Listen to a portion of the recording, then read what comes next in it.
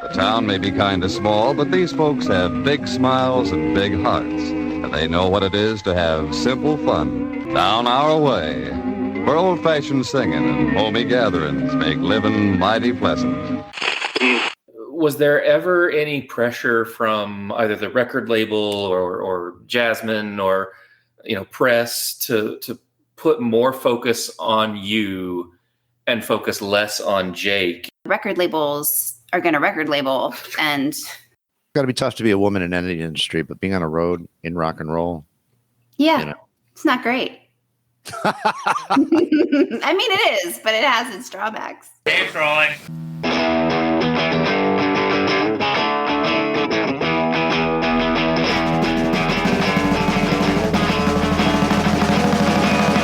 Welcome to Abandoned Albums, the documentary podcast where we take a closer look at some albums that may have been forgotten about over time, some albums you might not even know existed, and some albums by up-and-coming artists we think you should know about. I'm your host, Keith R. Higgins, and joining me once again is Mr. Jeff Calhoun. Thank you for having me back, Keith.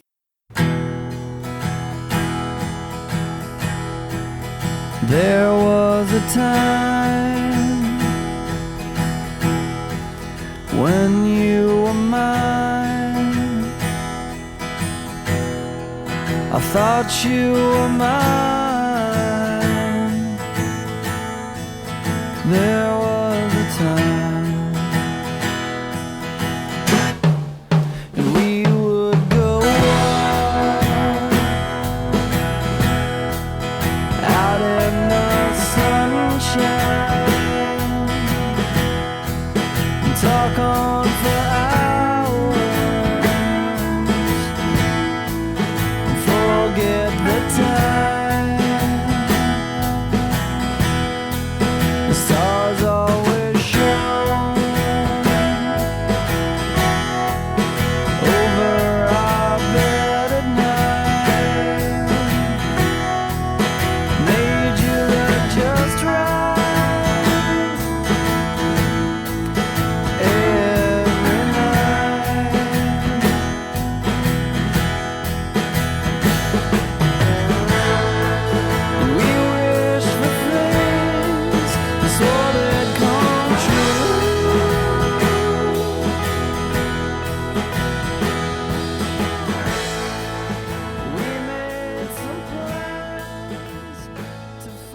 What you're hearing is the last known recording of the Slim Whitcomb Band.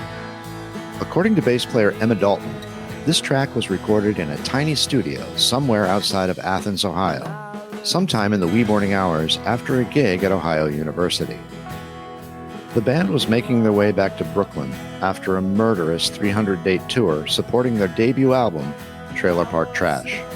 Fronted by Jake Thompson, the Slim Whitcomb Band was Jake on vocals and guitar, Emma on bass and vocals, Drew Fischer on lead guitar, and Kevin Sparky Green on drums. Now, in typical New York City fashion, everyone in the band was from someplace else, but the stars aligned one night in the winter of 1995 when the four met at a house party in Brooklyn. That night they played for the first time, and as some might say, something magical happened. They reunited the next day to begin woodshedding, and the Slim Whitcomb Band began to take shape. They didn't rehearse long before they began taking their unique brand of alt-country, Americana, singer-songwriter music to the people of New York City. Now, this was the heyday of the record industry, and in 1995 it was the beginning of the post-grunge era. The record label's coffers runneth over, and every A&R person in the world is looking for the next big thing. As the band saw their audience grow in the city, they knew sometime soon the labels would come sniffing. And they did. A&R rep Jasmine Carey won the war and signed the Slim Whitcomb Band to Atlantic Records. Trailer Park Trash was released on June 11, 1996, to a resounding shrug from most of the music press. It would be the budding web community that embraced the, quote, band without a genre. Undeterred by the lack of recognition, the band set out on a 300-date tour across North America. Slowly but surely, two things began to grow: their audience and their exhaustion. By the time they returned home to Brooklyn, they needed a break from the road, a break from music, and a break from each other. Emma went to LA, Drew stayed in Brooklyn, Kevin went home to Boston, And Jake? He has not been seen or heard from since August 7th, 1997.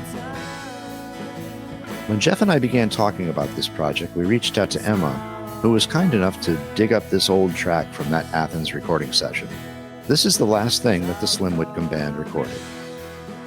And as far as anyone knows, this is the last thing that Jake Thompson ever recorded. Tell me about this.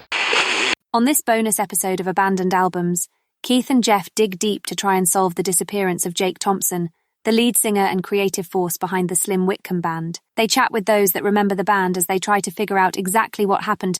This is what they found.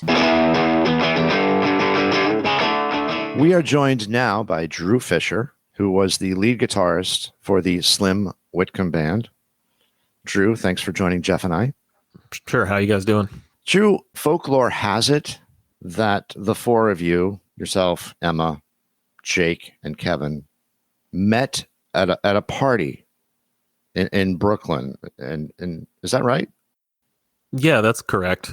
Yeah, it was one of those rent parties, and it was pretty crazy, man. I had been in town for a little while and was looking to start a serious band. I had practiced my whole life and was just ready to get something going. I didn't think it would be like this, though. I got there and a guy was sitting in the corner just noodling on a guitar, and right away I just zeroed in on him because nobody else there looked very interesting to talk to. And so I just walked over there, and there were a couple other people who were kind of, hanging out in his orbit, kind of listening to him play. And there was a bunch of instruments set up in the corner. We kind of made eye contact, and he looked over at the instruments and kind of said, gave me one of these with his shoulders, And I was like, sure, let's try one. And the next thing I know, Emma, her name was Emma. I didn't know that at the time. She picked up the bass. Another dude gets on the drums, found out his name later was Kevin. And Emma starts playing the beginning of Dirty Water by the Standells. I'm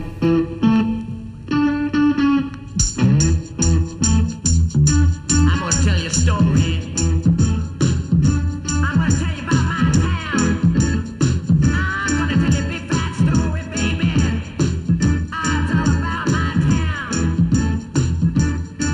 Yeah, down by the river, down by the banks of the river Charles. That's what's happening, baby. That's where you'll find me, along with lovers, muggers, and thieves. But they're cool people. But I love that dirty water. Oh, Boston, you're my home. You're the number one place. And we played this rip-in version of this song. It was pretty magical. That was the first kind of interaction we had, was playing a live show to, a generally apathetic audience. Was it more Jake driving the style, or was it more your vision as far as the guitar tones and how everything shaped up? No, it was definitely Jake. He had kind of the vision from the beginning of what the band would have, what he wanted to do with the band.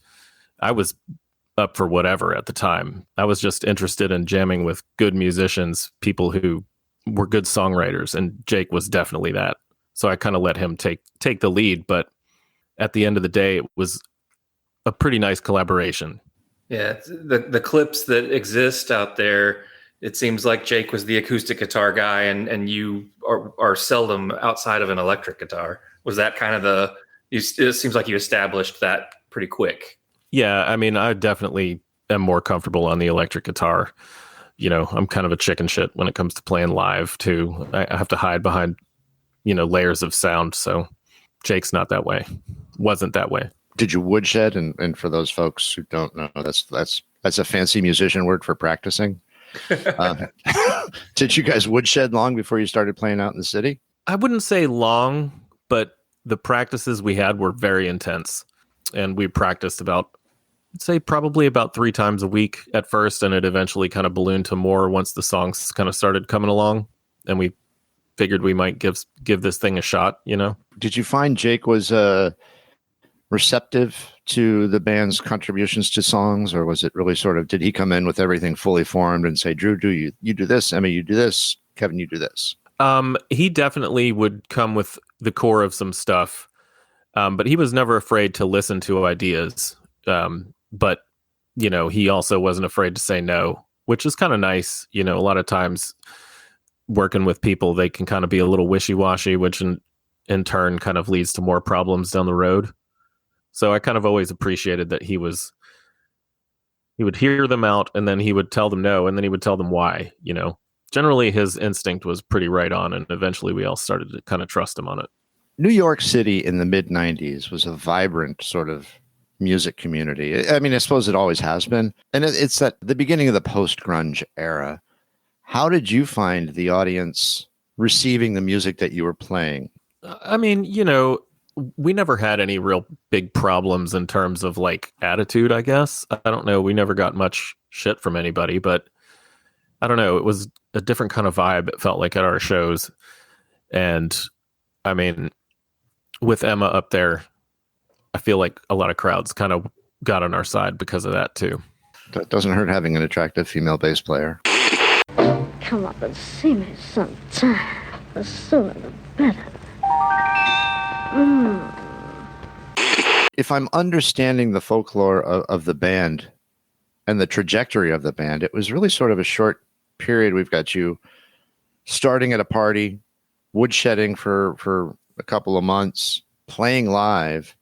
All of this is taking place within really a year. And then the next thing that happens is you start getting courted by major labels who were, you know, Geoff, I think we can agree, it was the halcyon days of the recording industry. Their coffers were full. They were throwing money at everybody. Yeah, if you could fart into a microphone, you could probably have gotten a deal at Columbia. So what was that like for you guys getting courted? It's kind of what you always dream about, right? Like people with lots of money in their pockets trying to convince them you to come hang out with them and make money. And we took advantage of that. We had some really good meals. Went to some pretty interesting strip clubs.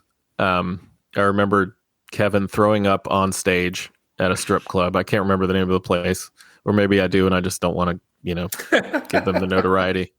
That's probably it. Yeah. But definitely a good time. Labels in the late 90s, you know, it seems like everybody got pre-stamped. Everybody wanted to sign the next Nirvana. Everybody wanted to sign the next Weezer.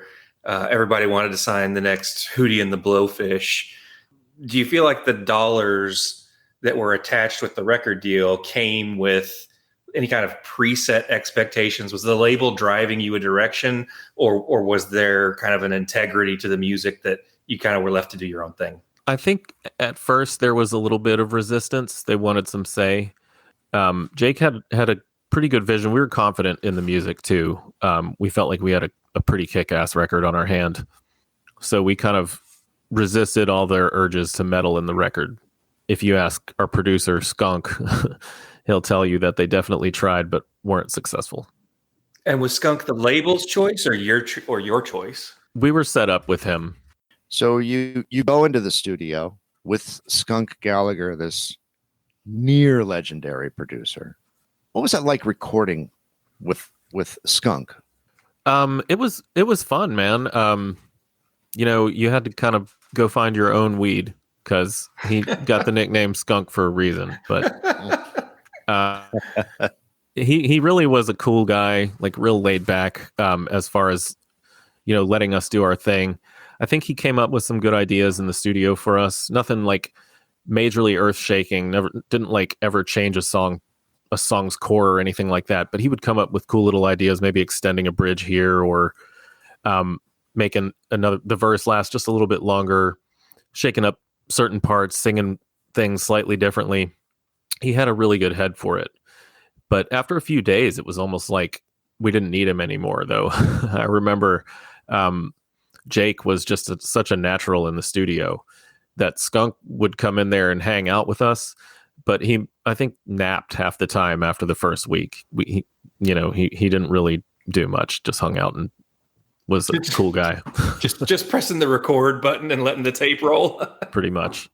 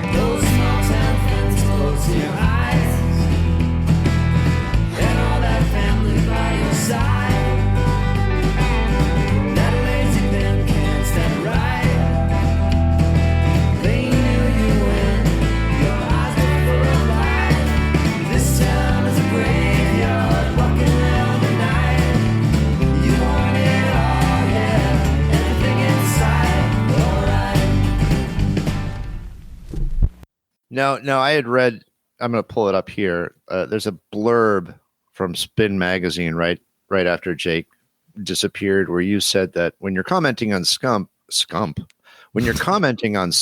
you had said that he had the unique ability to take Jake's or your really good songs and elevate them to great, which is sort of a unique touch with a producer.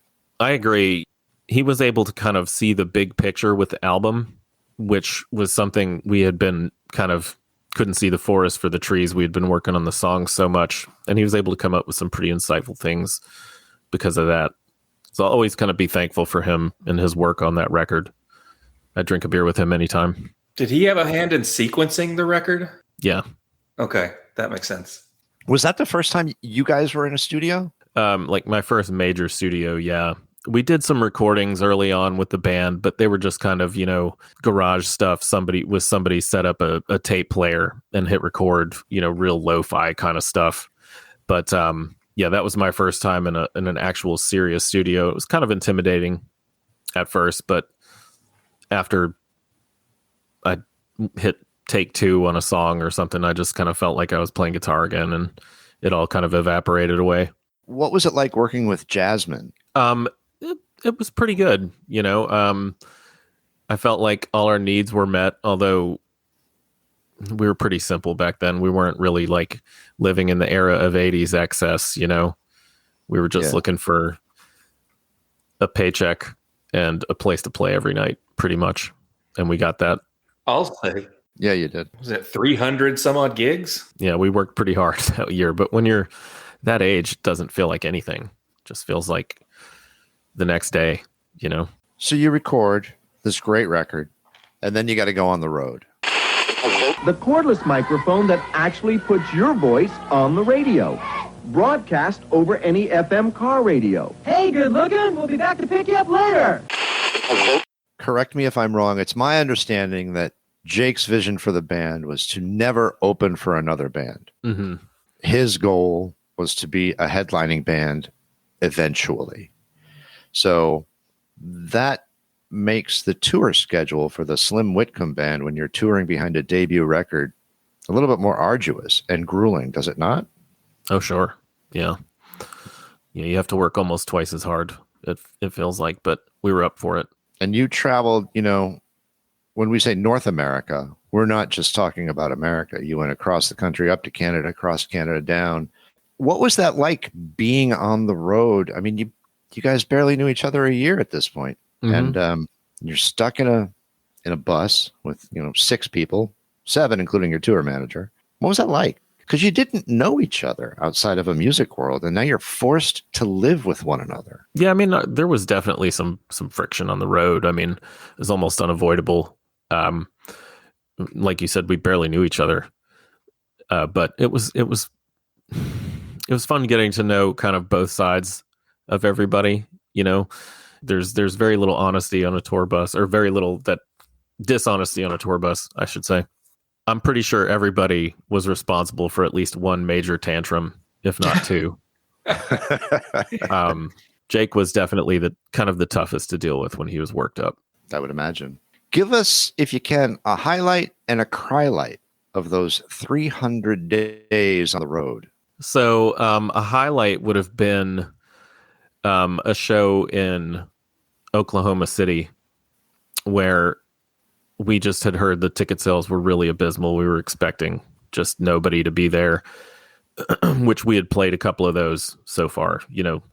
Most of the places we played were great, but there were a couple where it was just crickets, and we thought this was going to happen, and it turned out to be our best show of the tour. The crowd sang all the words. Somehow they knew them all. Wow. So that was definitely probably my favorite night of the tour. As far as a cry light, the night we had to bail Kevin out of jail was definitely the worst night. Do tell, because Kevin won't tell us. Yeah. Kevin was definitely the nicest guy, but trouble just seemed to find him. He was very kind of guileless when it comes to people, and would just kind of wander off with somebody he would meet. And so he met a guy outside of a place in Pensacola, and this guy was kind of an unsavory character, and they ended up going out to eat at a Waffle House. And while they were there, the guy he was with robbed the Waffle House. Oh, God. Yeah, and took off. And Kevin was shocked. He didn't leave, but he got arrested because he came in with the guy, obviously. So eventually it turned out that the police kind of knew the guy, who it was, and they let our drummer go because obviously he was a touring musician and had no idea who he was. But that was definitely crazy. Aren't you glad social media didn't exist back then? Yeah. Different time. Waffle houses are like the basements of restaurants, because nothing good ever happens in a basement, if you think about it. I don't know, man. Scattered, Smothered, and Cover's pretty good. And some decent bands have come out of basements, so let's not disparage basements too much. So I'm curious, there are some rumors that Emma and Jake had sparks of romance that were quashed before the band really got going. Was that something that was ever a concern when battle lines were drawn in the band and arguments came up? How did that dynamic work? No, luckily it never showed up in that regard. I wasn't sure, I could think when we got together, you could tell that maybe they were kind of seeing each other maybe a bit, but could tell they didn't want to bring that into the band. We all kind of approached the band pretty seriously. Jake pretty more so than everybody else. And I think he took that pretty seriously and would have never brought that on the road, as it were. Luckily, because that would have been bad. Oh, for sure. And there's always like an unspoken dialect between ex-lovers, Mm-hmm. I don't know. There's something about seeing somebody naked and then not ever seeing them naked again. There's a bond that is built. And if you can... Fleetwood Macs turned it into some good songs. They sure did. Mm-hmm. We didn't want to follow Fleetwood Mac's model, that's for sure. So you go on the road, you're out, you're touring literally North America. You come back to Brooklyn. The record is, it's done okay. It gained a lot of traction in what remained of the fanzine world, and there was the burgeoning internet, which seemed to latch on to you guys. Was it GeoCities? Is that the place? Mm-hmm. Yeah. Okay. I always called it Geocities, but that's right. That's exactly what it looks like. But yeah, and you come back. I mean, Atlantic is like, yeah, we'll give you a second album. We're gonna do another second album with you guys, and you're burned out, and you just sort of go your separate ways. Kevin goes back to Boston, Emma goes out to LA, and Jake, well, you stay in Brooklyn, and Jake, poof, disappears. There was no excessive drug use. There was no drug abuse with any of you guys. No, that's absolutely correct. I mean, That's not to say we didn't have fun on the road, you know? Of course. I mean, but as far as I know, nobody was really going down a bad path. That was one thing, in fact, that we talked about before we went on the road, was to make sure that that didn't happen. So I think we stuck to that pretty well. It's a tough way to flirt with success. And it seems like from all the accounts that I have read, it seems like everybody was reasonably well pleased with the record and how it turned out and wanted to do a second one. It seems like the desire was there. Is there resentment or bitterness about the unrealized potential? I mean, I'd be lying if I said there wasn't anything, you know. I think frustrated is more the word, because I felt like we had something. You know, maybe the first record didn't light the world on fire, but it seems to have stood the test of time. As far as like, whenever I talk to people about it, they always say they love it, you know. It's got that Nick Drake like quality where it just keeps a certain level of success and popularity year after year, decade after decade, you know. Mm-hmm. And it's the beauty of music, really. Exactly. Yeah. And, you know, I just wish that we could get some answers, but when it's hard to even explain how that feels when somebody just disappears, you know, it did a number on all of us. Kevin, I think it hit him the hardest. Yes. We were unable to find him, but what we did find is that he has become a Buddhist monk. So he is somewhere up in the Catskills of New York in a monastery or whatever, a monkery or whatever they're called where monks go. But maybe it was the Waffle House. Could be. Yeah, it very well could be. And you opened up a recording studio. You did not go back into another band. You did not try to create another band. You took what you had and built a recording studio. Is that right? Mm-hmm. Yeah, I thought it was a fun project I could use with my, you know, money I made from signing the contract, and still kind of keep a foot in music without necessarily having to commit to going on the road again, you know. And I think kind of the way that ended kind of left a sour taste in all our mouths. And I still loved music though. And, you know, I've been writing commercial jingles here and there, which, you know, sounds corporate and silly, but it's kind of fun and gratifying on its own level. And probably comes with a paycheck. Exactly. That rent's got to pay itself. It isn't going to pay itself. Sorry. I guess the ultimate question here, Drew, is do you think Jake is still alive? I don't know. Part of me thinks he isn't, because it just seems hard for him to just completely step away from something he loved so much like that. Even if he was disillusioned, I'm sure after 300 days on the road and a record that didn't do quite as well as maybe you had worked for, maybe he was that disillusioned that he just wanted to go disappear somewhere. And part of me wishes that if he was alive, he would have at least reached out to me at this point. Drew, thank you for your time and sharing a little bit about the Slim Whitcomb Band with us. It's a great record, and I can't promise we'll find out if Jake is alive, but that is sort of our end game at this point. I hope one day we all have answers.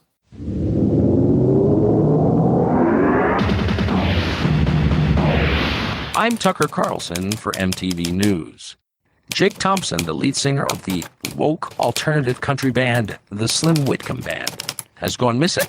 After returning home from an arduous 300-date North American tour, Mr. Thompson was last seen exiting the bar Teddy's in Brooklyn, New York. He is believed to still be in the tri-state area and should be considered armed and awesome. If you see Mr. Thompson, please contact your local authorities. In other news, Replacements frontman Paul Westerberg has announced that the band will be reforming with its original members. I'm Tucker Carlson for MTV News.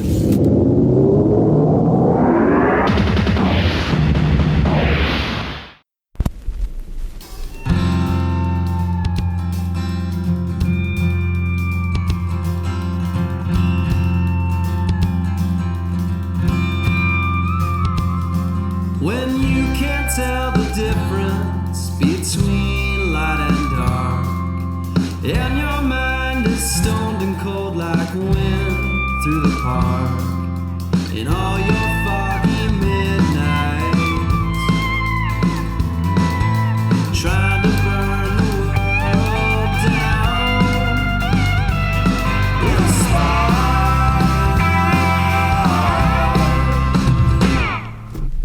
I got the chance to speak to Lyle Skunk Gallagher, who produced that debut album by the Slim Whitcomb Band. Skunk's got a pretty storied career. He began working with Jim Dickinson at Ardent Studios in the 70s. And while he never made it up to like a Jim Scott or Brendan O'Brien status, he was always one step away from a platinum breakout, but was always working and always in demand. He hit his stride in the mid to late 90s, working with Sunvolt, the old 97s, Golden Smog, even worked on a failed Dave Pirner solo album. Then he worked very briefly with Ryan Adams. Apparently they got into a big fight, an actual fist fight. You know, he considers Trailer Park Trash one of his best works. Even Drew has said that Skunk helped move the songs from very good to great. So here's my conversation with Lyle Skunk Gallagher. Lyle, are you there, man? Yeah, man, I'm here. I hope you don't mind, but I got to take this call from. I'm actually at a bar now. No worries at all. Are you at a bar hanging out, or are you there to see somebody? Yeah, I'm here singing. I'm here seeing some female singer-songwriter. Ingrid Delacroix is her name. Yeah, a friend of mine turned me on to her. She's great. So where are you? I'm in Toadsuck, Arkansas, believe it or not. Come on, really? That's the name of the town? Toadsuck? That's the name of the town, man. Toadsuck. All right, then. So should I call you Lyle or Skunk? Do you have a preference? You can just call me Skunk. That's cool. All right, then, Skunk. What's the deal with the name? Oh, the nickname. That has to do with a particular type of marijuana I used to sell. It was the 70s, man. It was a crazy time. Yeah, I'm sure it was. And, you know, speaking of crazy, you learned how to be a producer and engineer from Jim Dickinson. Yeah, man, I sure did. Jim taught me so much. I just learned so much from that guy. But wow. Now, if I read your bio right, you were there during the famed Replacements Pleased to Meet Me sessions. Yeah, I was. And it was a crazy time. But look, at the end of the day, the story that's not often told is just how hard the band worked to get those songs together. I mean, we all know the stories about the shenanigans and all that sort of bullshit, the puke and yada, yada, yada. But at the end of the day, those guys busted their balls. And as a result, got a fucking great album. And we knew we captured something. And when we played that fucking album back for the Sire folks, I mean, everyone had their jaw. Everyone's jaw was just on the ground. It's that good of an album. Hey, do I sound all right? I feel like I've got a shitty connection or something. It's not great, but I can work with it. All right, cool. Listen, just don't ask me anything about the Ryan Adams sessions. My lawyer tells me that I can't talk about those. So how did you hear about the Slim Whitcomb Band? Yeah, I was in New York. I was in New York City and having dinner with Jasmine Carey of Atlantic. And she was headed downtown to see them after dinner. So I figured I'd just tag along. Saw the set. It was an amazing set. And met them afterwards and just had a chat. What was it about their set that was so incredible? You know, they had that it factor. I'm finger quoting here. And that's rare. I mean, the songs were good. They needed a little bit of reworking, but not much. stage presence. It was just like a complete package. They just had it. If I remember correctly, the show was at Tramps, which was a great place to see a show in New York City. And Jasmine and I watched, and it's not often that I get goosebumps listening to music, but man, we both got them that night. Once you got the band into the studio, what were the band dynamics like? I've been in the studio with a ton of different bands, different types of music, and everyone sort of falls into their place pretty quickly. And within a day or two, that happened to these guys, and it was clear that it was Jake's band.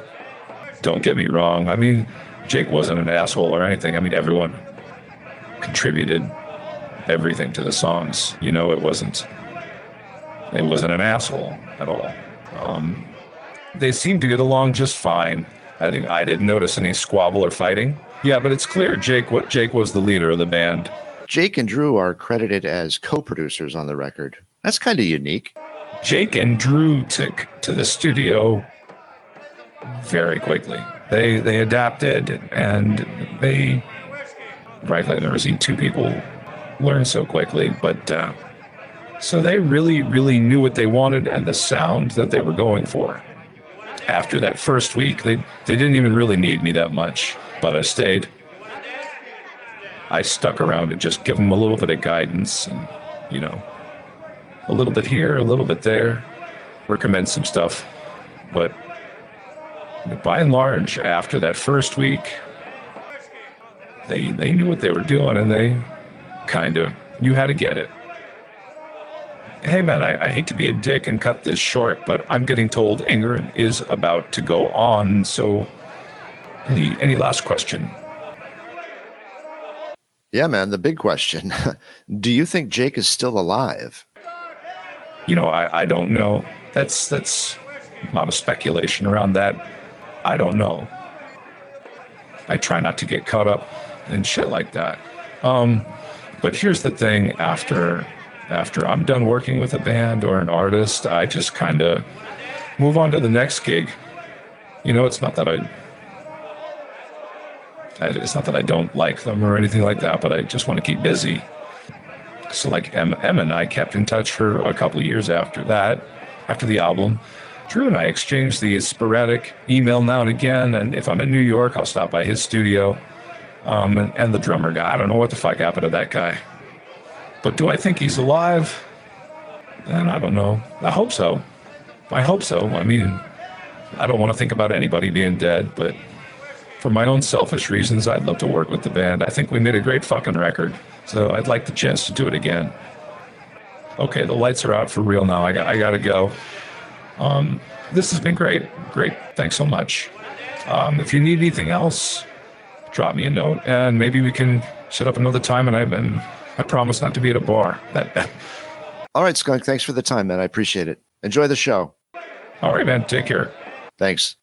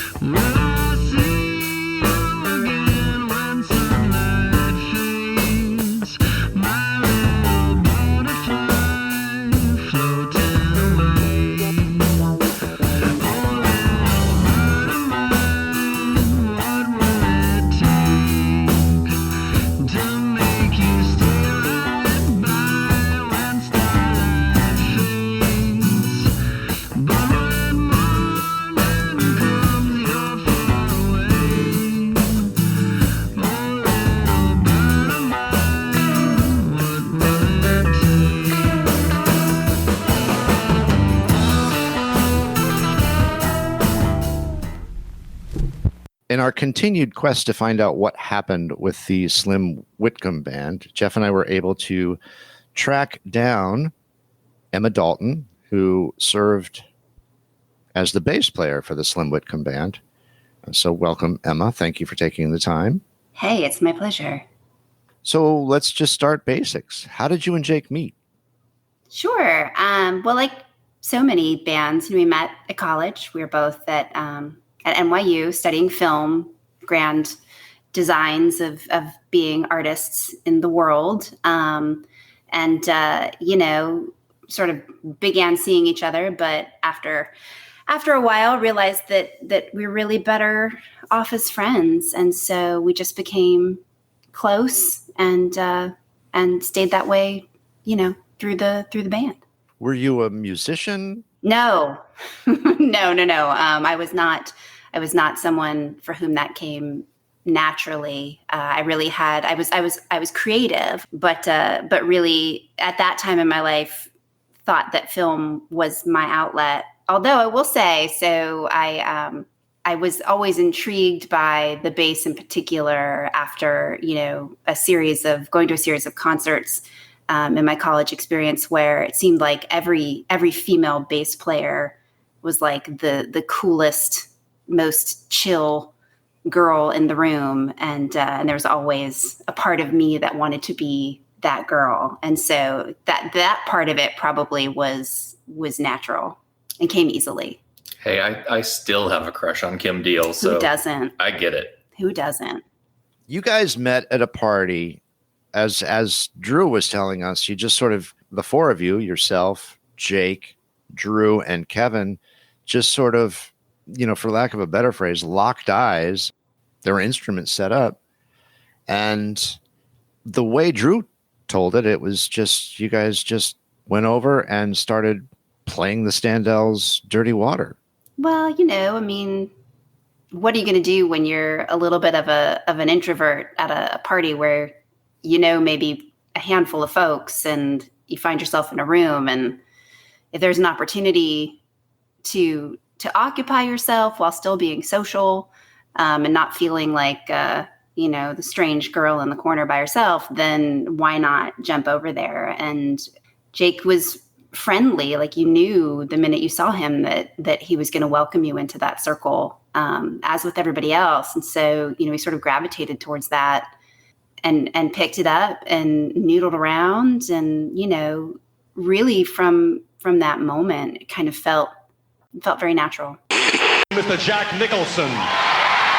Thank you for that. It's I'm proud to be a part of this event with you, this effort.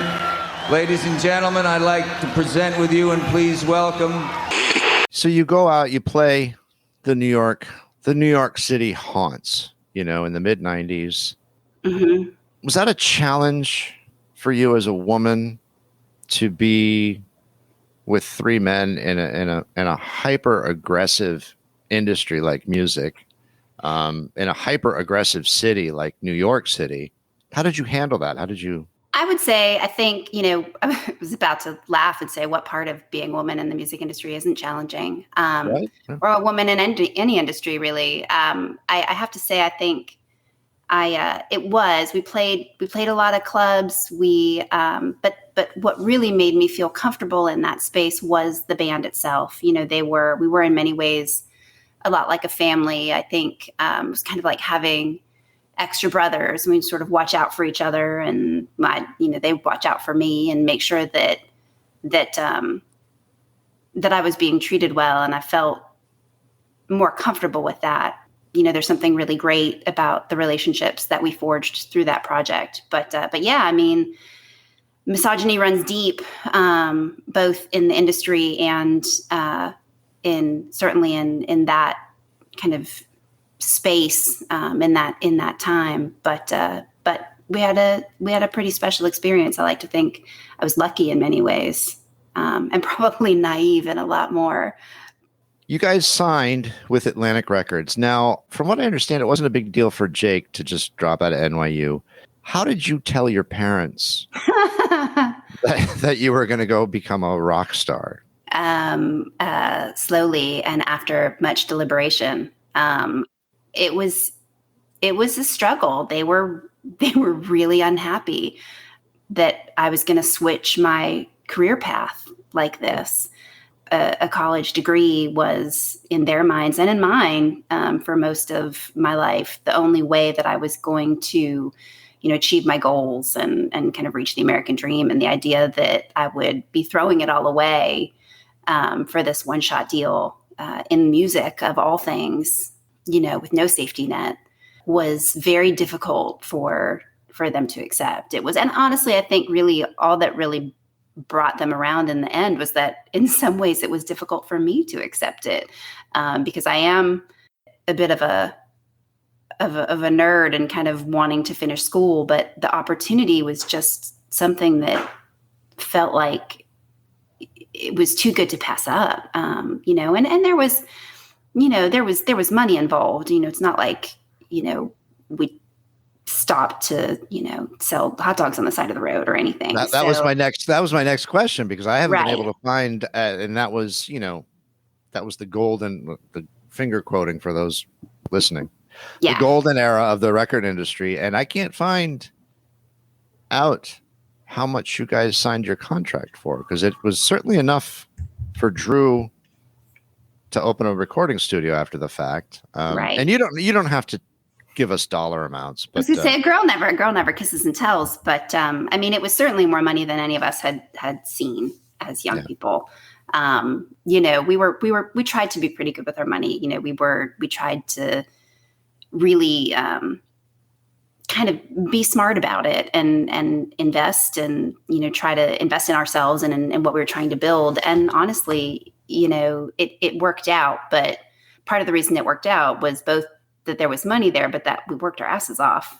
There's something about being a Midwestern girl that makes you feel the need to put in the work every day and show up for work and do that job. So we all did it. I often say this, it's the work ethic of the Midwestern folk. I believe in that fully. Yes, do I. Next thing you know, he's going to call you a musical polyglot. So you sign with Atlantic, you work with Jasmine, she signs you guys, you get your advance, and then you go into the studio and you work with Lyle Skunk Gallagher. What was that like, meeting that guy? Oh, it was pretty amazing. I don't think that we imagined that we would, land someone who worked with the Replacements, for heaven's sake. It was pretty cool. He was a really neat guy.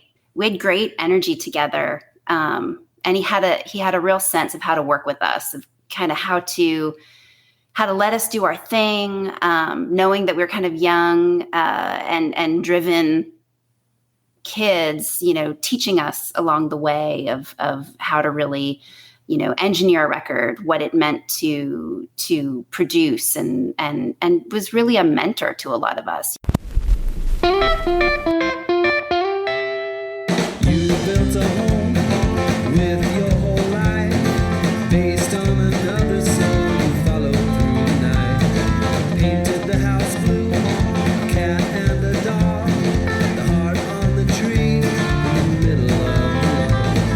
Everybody has a best friend, someone they can turn to when they're watching out to sea away from shore. But that best friend finds another, someone who has all the answers, special one who loves them just a little more. It was hard work, but it was a lot of fun. I mean, we really enjoyed ourselves. We learned a lot from him, a lot about the business and a lot about how to really produce a record in a way that kind of honored our artistic sensibilities while being, kind of a good piece of art and engineering. It was a really great experience. He's a great guy. The tour, it was 300 days on the road. Now, you're not playing every night. You're traveling across North America, not just the United States of America. So you're going up into Canada, and, I don't even know if you played the Yukon, but how was that? That was brutal. It was a slog in many ways. Jake had this thing about not wanting to open for other bands. And so it was up to us to really get on the road and play where we could. I mean, shit, we played Danbury, Connecticut twice over a period of 9 months, but the work paid off, and we were in all those clubs and we were there all the time. And, we'd start out with a small crowd, maybe, 50 to 100 folks. But the more and more we toured, we had 500 or 600 people in a room just to hear us play. The label bankrolled us, which was great. So it wasn't just the band. We had a tour manager and we had a couple of folks to help us out with our equipment. And, it was in many ways, if you think about the average apartment in New York City at the time, like the bus was a nicer spot for a lot of us to be in. It was great. It was hard. I can tell you I would never do it again, but it was definitely, it was a wild experience. I'm going to presume, well, you're in a band with 3 guys. I'm presuming, I think it's a safe assumption that the tour manager is a guy and the 2 roadies were men as well. Oh yeah. Was there any conflict traveling in a bus for 300 days with 6 other men? Mm-hmm. God bless you, Emma. God bless you. Yeah, I mean, for real. But as someone who grew up with older brothers, I think that was sort of like a crash course in being on the bus with these guys, and kind of understanding how you can love somebody and be completely annoyed with them and almost hate them all at the same time, and still be able to get on stage and play with each other. I think what was great was that we did sort of have that familial relationship, but could cycle back to, there were fights and arguments and, we disagreed about certain things or about whether it was the band or, we're to have dinner or all sorts of shit like that. But at the end of the day, when we were on stage, we could come back to this place as a band and who we wanted to be and what we were really aiming at creating up there. Which was, still hard work, 300 dates. Mm-hmm. You're playing roughly the same set of songs, which can wear on anybody after a while. For sure. I think we were very fortunate that, yes, we fought, but we got through it. And I think our relationships were stronger as a result. Jake had a reputation as being somewhat of he was very driven. And I had read, you guys actually did a little recording on the road on your days off. He would find a studio and book a few hours for you to go in. Is that true? We did. Yeah. Part of what kept us sane on the road, I think, was writing new music. And so, part of what keeps you sane when you're singing and playing the same songs night after night is kind of imagining what's coming next. And, so yeah, if we had a spare day, he'd book time. We'd go in. We'd mess around. We'd record a little bit, and I think that music was a little harder than what we were touring on. But that's really a reflection of the emotions of a tour that really took a toll on a lot of us.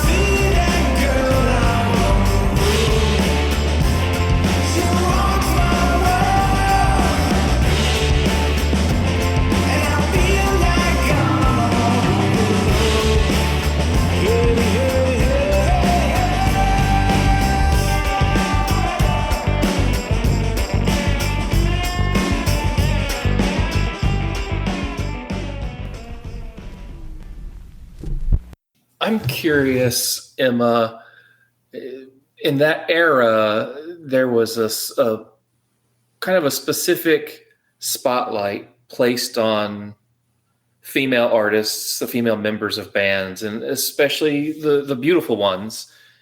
Was there ever any pressure from either the record label or Jasmine or press to put more focus on you and focus less on Jake? And if there was, did Jake react good to that or bad to that? And well, I don't think any of it ever came from Jasmine. Part of what was really wonderful about working with her was that she left us alone. As I, have learned, through a career in music from the different side, is that that's pretty unusual. But yeah, record labels are going to record label, and they're going to, want you to look a certain way and act a certain way and kind of double down on that shit. And I can't say whether,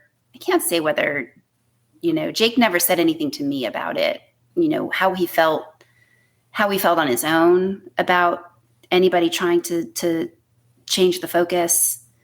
I don't know, but if he did feel some kind of way about that, he kept it from me. And we never really did talk about that. Interesting. Yeah, I can't imagine.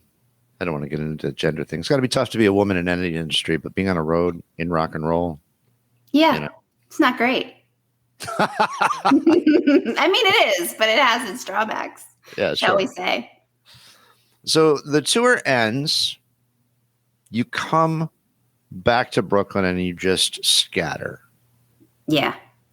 And there wasn't. It wasn't a breakup per se. It wasn't even really anything like that. The label had said we're going to do a second record. There had been some buzz around the record, but not just enough for the label to say, all right, let's do it again. And you worked your asses off on the road, but then you split. You went home. Drew stayed in Brooklyn. Kevin went to become a monk.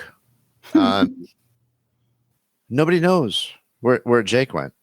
We all needed to get away in our own way. I needed sunshine, and Drew needed the regularity of his daily life, and Kevin needed a spiritual experience, and I think Jake needed to escape in his own way, and so he did.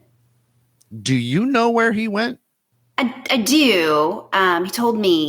He told me that he was headed down to New Orleans, but he asked me not to say anything about it. I think he just really wanted to escape.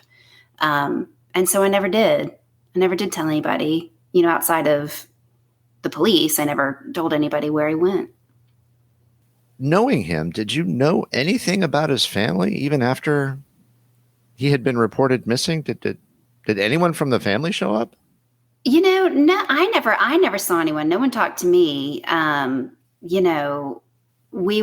relationship was so based in being in New York and who we were trying to become. I knew he was from Kansas. I knew the basic sketch. So like so many people you meet, in your early 20s when you're in college, a basic sketch of their lives, but we're all in New York trying to reinvent ourselves. And so in many ways, you don't necessarily always revisit the parts of yourself that you're running from.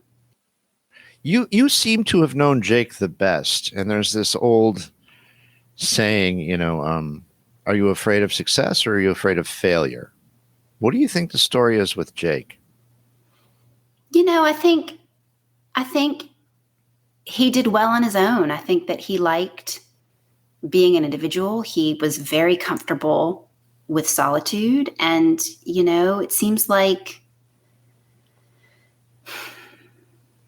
I think he just wanted to drop it. Oh. Well, he did. He did, indeed. He did. And after you hadn't heard from him and he just sort of disappeared, did you and Drew and Kevin consider staying together at all? No, we flirted with the idea for a minute, but, Jake was really so much of what the band was. He was kind of the gravity in that universe. And when you lose that piece of a band, when you lose, the lead singer, there's, who are you without that? And it's a very difficult personality to replace. And so I think we figured it was probably just better to go our separate ways and let that piece of our history be just that, a piece of our history, and to kind of move on and find new projects and new people. Which leads me to this question. You did a solo record immediately. Well, not immediately, but shortly thereafter. Shortly thereafter, exactly. Yeah. So I needed I wanted some sun and some R&R, and I moved down to Los Angeles and was kind of doing a little bit of solo work. Some gigs at Largo, and Jasmine had been visiting, and she came to see one of the sets. With Ethan Johns, and they both liked what I was doing. And then I got a deal. So I got a deal at Lost Highway Records, and we recorded Rebel Ballerina, which was a great experience. And Drew and Kevin both played on a bunch of the tracks. Ethan produced. It was fun. I really felt like it was a great expression of me and the artist I was hoping to be.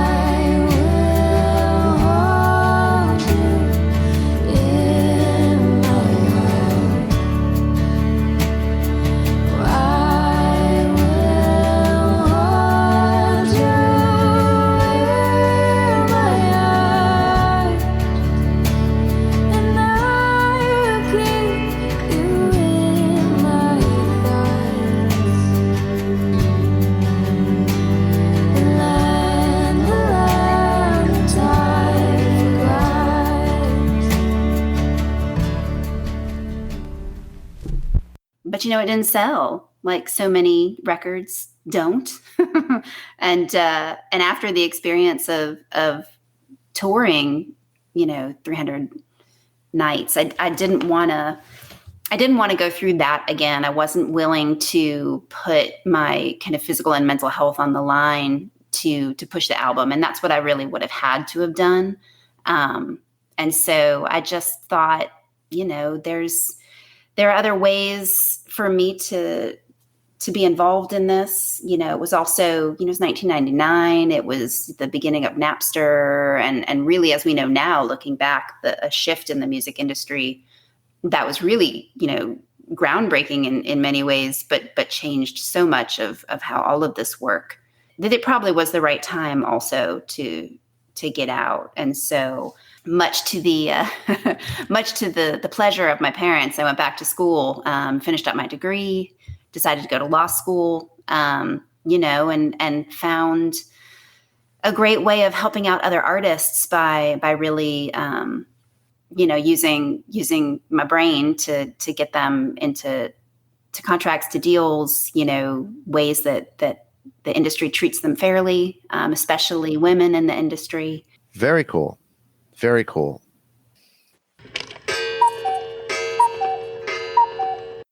We've asked everyone throughout the course of these interviews, do you think Jake is still alive?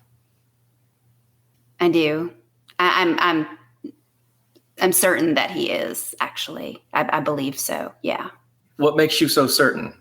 Yeah. Well, it's just a little thing. Every year on my birthday, I get a postcard, and it's a kitten hanging from a tree with that, hang in there comment, which was an inside joke between us for many years. And I get it every year. And I can't think of any other human who would send me that, who both, would get a kick out of it and know that I would get a kick out of it. And I like to think it's his way of letting me know that he's all right, that he's out there and he's doing well. That's sweet. And are they postmarked from New Orleans? Yeah, or? From all over the world. All over the world. The last two, as a matter of fact, have come from New Zealand. Really? Wow. So yeah, that's my best guess that that's where he is. But everybody tries to find a lost friend or an old love, and I've looked for him, and he has no social media presence whatsoever, no internet presence, and no music. And I'm just, I guess he doesn't want to be found, but I do really think he's out there. If he showed up again, what if he showed up again and wanted to make music? Would you? And what do you think? Not me. I don't think so.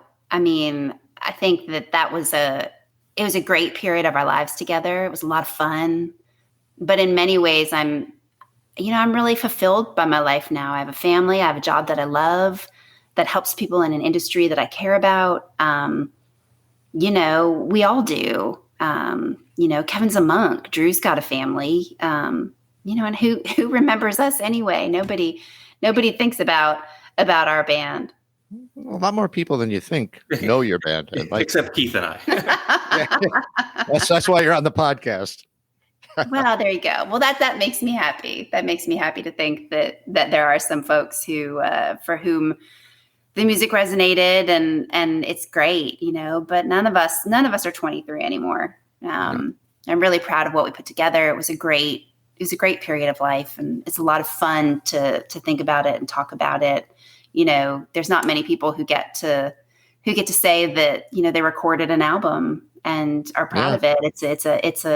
It's an honor, really, in many ways, to have experienced that. And, it's wonderful talking to you guys. It's pretty great, but I think honestly, I'm not sad that it's in my past. Huh. You might be one of the few musicians I've ever met who said that. Because I'm a lawyer now. Well, listen, Emma, thank you. Thank you so much for your work, and thanks for taking the time and having a chat with us. I really appreciate it. Of course. It was my pleasure. I'm glad that you guys are interested, and I really love talking to you today. Cool. Thank you very much. You're welcome. Greetings. This is Jake Thompson. I understand you're making a podcast about my band. Can't wait to hear it. Hi, this is Rufus Thunderlove, the executive producer of the Abandoned Albums podcast. Here to tell you that what you've just heard should be considered an April Fool's Day joke. No musicians or hosts were harmed in the recording of this episode. We hope you enjoyed the story. Thanks for listening. This episode would not have been possible without the help of Steve, Heather, Jeff, and Ingrid. Thank you. Many thanks to Jeremy for letting us use the Cub Country songs. Our theme song is Rocket Sled by Blip. Abandoned Albums was recorded at Thunderlove Studios.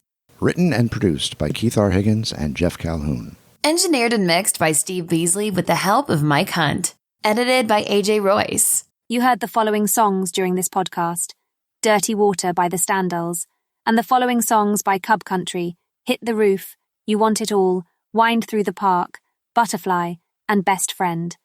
You also heard Overload by Freeride and The Land That Time Forgot by Claire Kelly. Be sure to check out all of these artists wherever you stream your favorite music. Original music by Mike Pellegrino.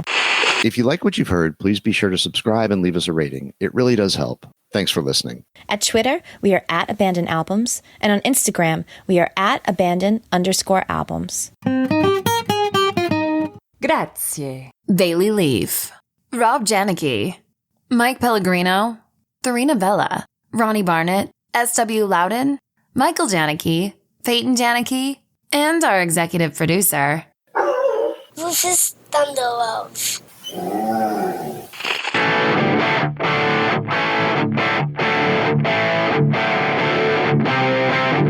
And now, until we meet again next time, I remain as always obediently yours. Abandoned Albums is a production of Paw Print Media.